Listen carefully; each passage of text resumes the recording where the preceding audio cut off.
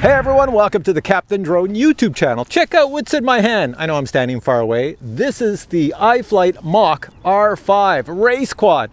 Can you see it? Hang on a sec. Can you see it? Let me get really close.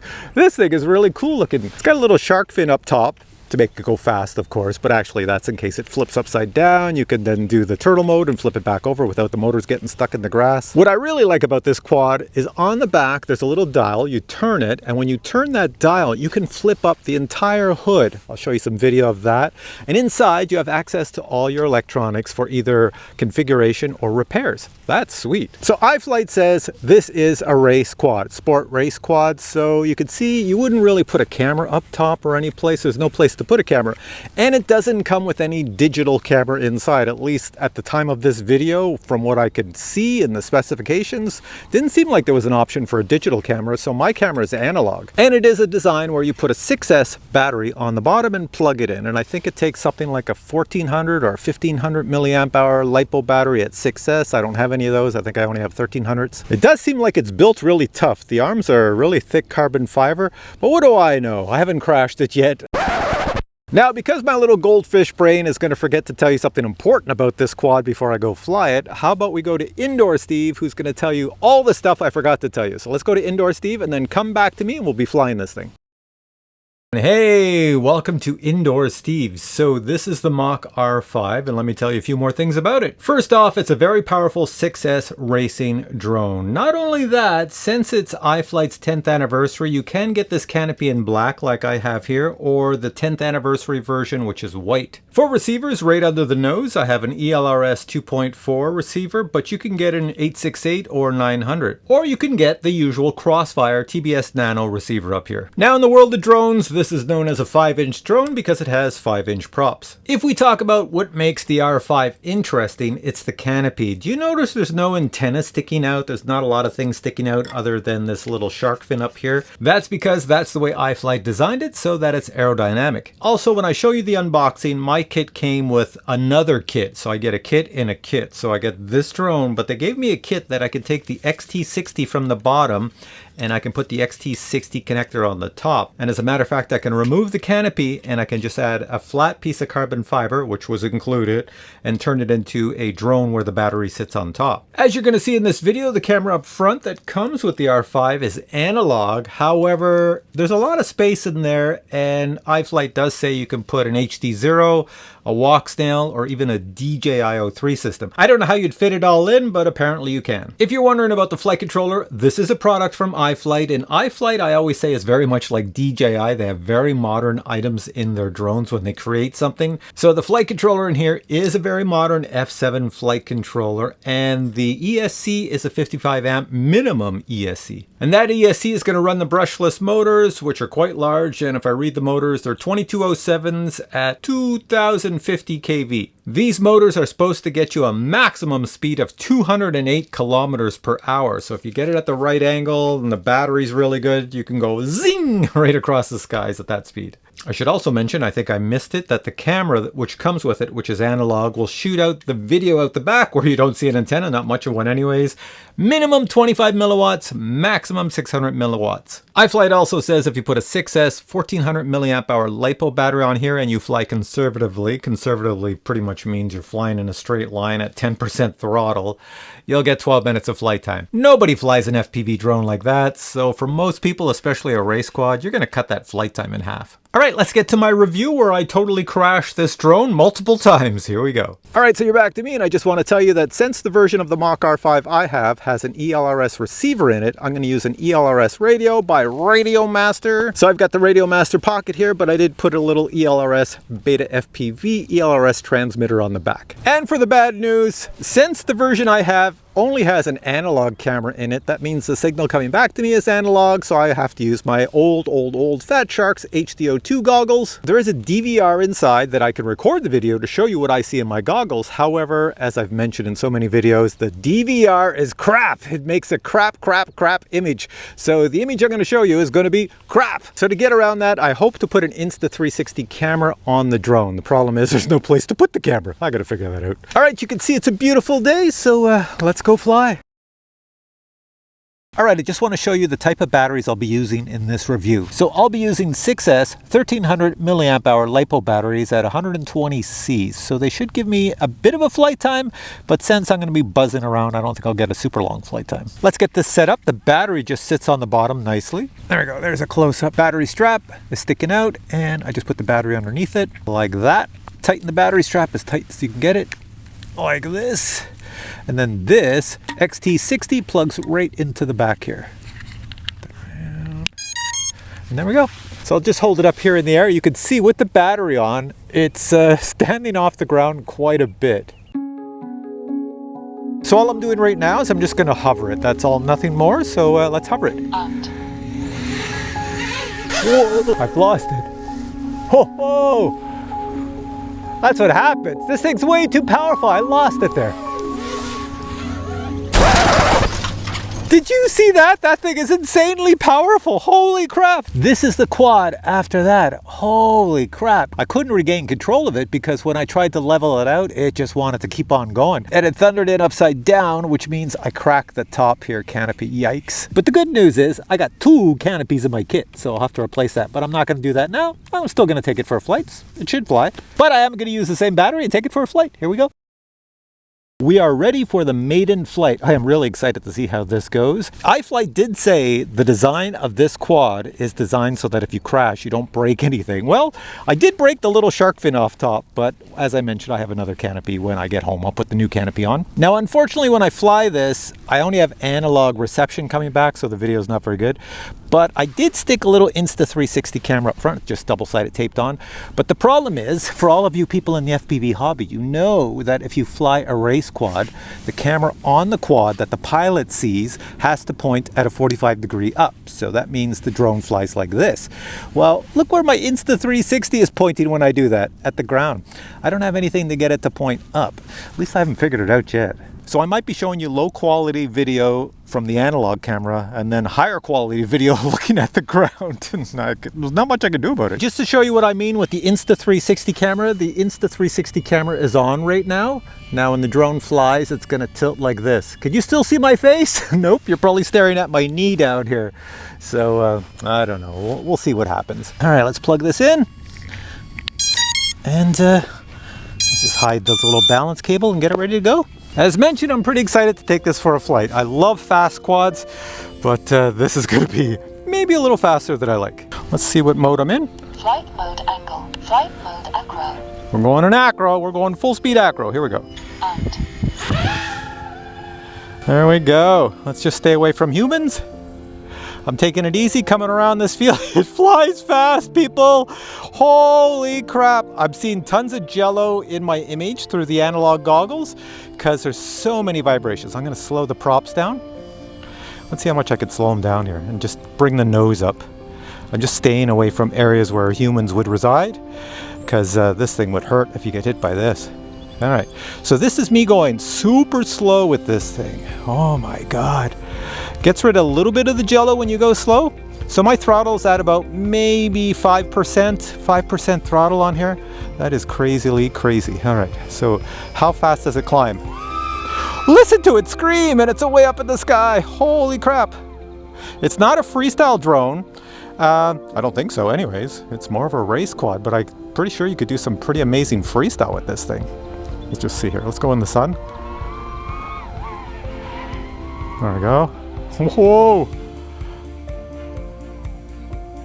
All right, let's bring it down lower to the ground.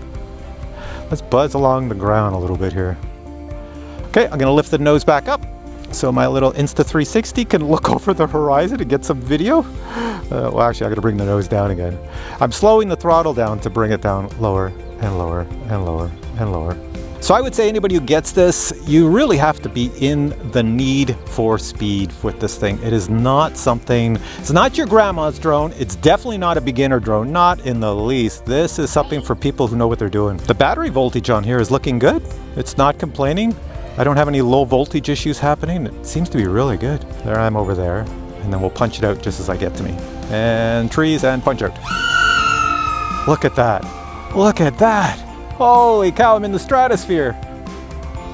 There's the sun, there's the world. Right, so I'm way up here now. Look at this, look at my world. Check it out, there's the horizon, and then we'll go down and look at the other areas. There we go. That is insane. This is one of the most powerful FPV quads I've ever flown. All right, let's bring it on down. I have to dive down. I could dive down with the motors on, it will come down fast, but that's just craziness now. You cover a lot of ground coming down. All right, I'm impressed. I don't know what use I would have for this because I'm not a race drone guy, but if I was, this would be pretty cool. All right, let's see if I can bring it down here. Coming to my landing pad, I'm gonna try to slow it down. Of course, the slower. I was just about to say, of course, the slower I go, the more the nose lifts up, and it means I can't see the ground, and that's what happened. I thundered into the ground. All right, let's go get my quad. Well, I can see the quad, and it is upright, but my camera probably went flying off someplace, so I will check that out. Let's go see it. It's right over here. I'm going to spin this around. And there's my little guy. Oh, no, the quad's still. Look at that. It's upside down. My camera is still on the front. So whenever you pick up a quad, unplug it first. There we are, and turn it around. So I've added more grass to my quad. It is going to start to turn green pretty soon. So as I keep saying, so far I'm really impressed with this quad. Like, I don't have anything that flies this fast, this craziness. I don't know. I wish it had a DJI 3 camera in it, because if it was digital and I could see clearly, whoo, I could really go between things at a super high speed. But with analog, it's not clear enough for my eyeballs. Maybe I'm just used to digital now. All right, for this next flight, what I'm going to do is I have the Insta360 camera positioned in a vertical position, and maybe I can get a little bit more of the up and down. We'll see how that works. I also have a GPS on the side to capture the speed, and it will give me a display of what the speed is. So that should be pretty good. Hopefully it works, because I haven't used it in a long time. I might be able to see it here, the yellowy thing on the side. There we go. So I'm going to plug this in, and we're all set to go. All right, wish me luck. I don't lose any of the components. Here we go. All right, here we go. Armed? Oh, that's not a good sound. That means a propeller hit something. Oh, listen to it. I gotta bring it down. Boink. All right, let's go check that out. Okay, so what the problem was is this prop here, watch. It's spinning and the motor's not spinning because every time it's crashed, this little nut on top has become loose, so I gotta go tighten the nut, and we'll try this again. So there we go. Spinny prop right here. Just take a tool and tighten that. That's common in the FPV hobby if you crash often. Let's check all of them. Because what happens is when your quad crashes, the motor's still spinning, and when the prop hits the ground, it can't spin. So the only thing it gives is the nut. So here we go. Let's go try this again. Oh, and I do see on the GPS, it says in that tiny short flight, I did get up to 57 kilometers per hour. Wouldn't you know it, the battery on my Fat Sharks are getting low, so I can do one pass, and that's about it. Here we go. Make sure I'm in acro. Flight mode horizon, flight mode angle, flight mode acro. Here we go. There we go, it sounds better. Let's go really fast. Screaming.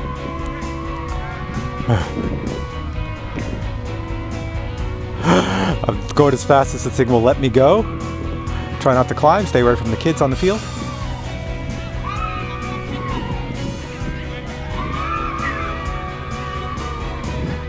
Come down low. Seems to go for a long time without the battery complaining. This is good. Oh, there's my Fat Sharks complaining, which means they are going to shut off their video signal soon, so I am coming in for a landing. Crash landing, that is, because the camera's pointing up. Let's see if I can land it over here. Get closer, closer.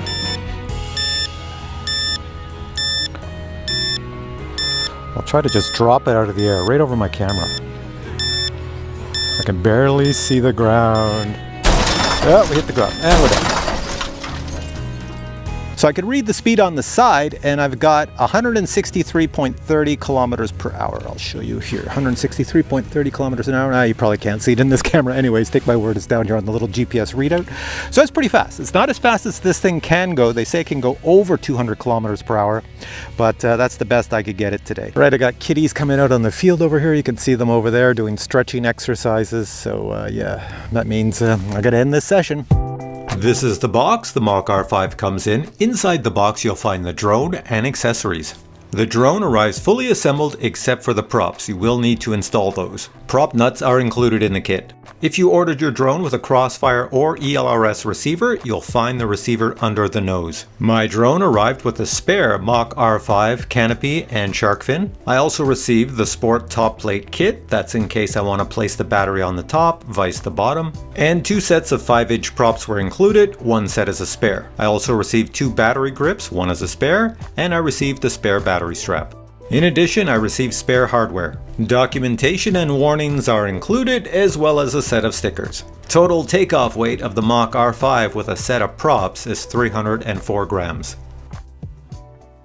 Alright, you're back to me, and I just want to show you the canopy that got destroyed. And the reason it got destroyed is because the shark fin was on it. So I'm guessing if you remove the shark fin, you see I have a shark fin on this one, take that shark fin off, and if you crash your drone upside down, nothing's getting destroyed. There you go, you can see the canopy and you could see me right through it. So it was the shark fin on top that caused the whole top area to get destroyed from the crash. Boink, upside down. And this shark fin here just screws on with 2 screws underneath. It's up to you to screw it in place. So if you don't need to use it, don't use it. So this is the part of the video where I'm going to give you my positives and negatives on this product. So here we go. Positives. It's very fast. It's very powerful. It's very tough. I crashed it multiple times on landings. And of course, that massive crash at the beginning, it flew well. There's nothing wrong with it. It doesn't even, there's no scratches on it other than that big crack out of the top of the canopy.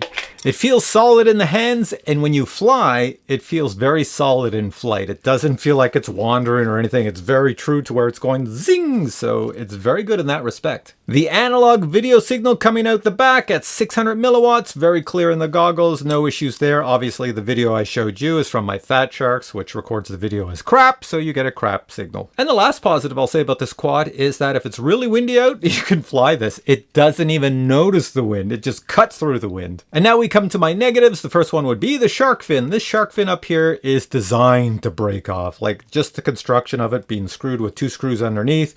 As soon as you land like this really hard, that's going to give away and it's going to take part of the canopy away with it. So you may not want to install it. Another negative is depending on how much throttle you give this, you may get vibrations in your video. The weird thing was I had vibrations that I showed you, but then I never had vibrations again. So it only happened that one time. So I don't know if it was something with a loose prop or something else, but yeah, I did have some vibrations. Another negative, and this is really not a negative, it's only a negative for me, is that you can only buy this with the analog camera. They want to keep the prices low, so they didn't put a digital camera in it.